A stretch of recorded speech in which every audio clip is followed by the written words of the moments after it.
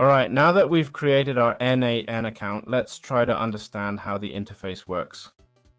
If you've worked with Make or Zapier before, you'll see the difference isn't huge at all and it's super intuitive. But anyway, I'll explain what we're seeing on screen right now.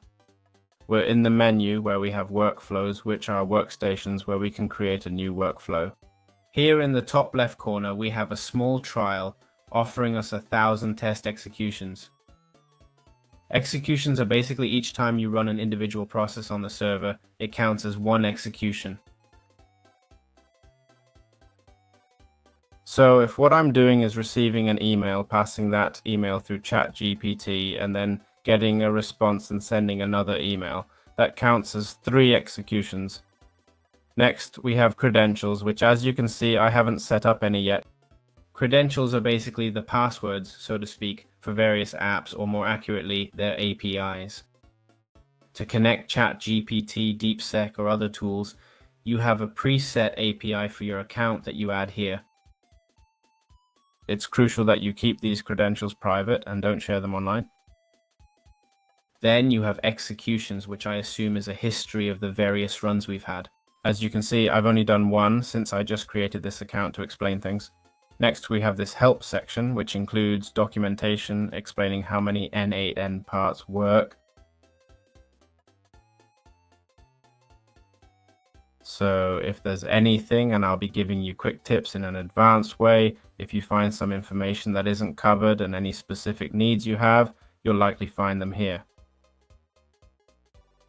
Also, you can report bugs and such. Now for the interesting part, templates. Opening these, we see 1,285 workflow automation templates, and this number keeps growing. There are more and more. As you can see, there are even filters. How can we use templates? For example, this automate content generator for WordPress with DeepSec R1. This template would have been perfect for me a month or 2 ago. I had to program it myself. We simply select it. As you can see, it's free. Some will be paid though. We're going to use it. I just tell it I want to import it.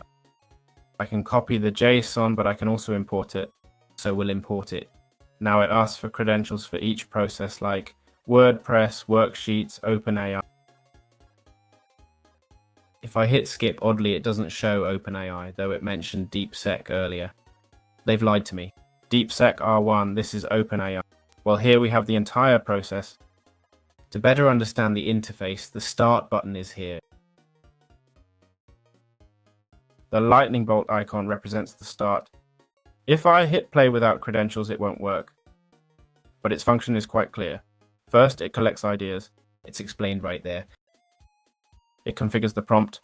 It extracts variables from the Excel table. Then it prepares the prompt for DeepSec. We generate the entire post content. We transfer it to WordPress. We add the WordPress API here and we create a WordPress post. It's stated right there. Then we generate an image for the post. We upload the image. We update the sheet to mark completion. That's how it works. It's really quite intuitive. Don't be fooled by the initial settings view.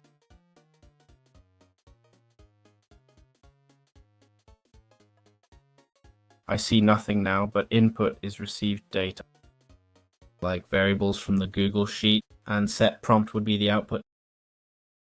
Prompt plus received variables is the result.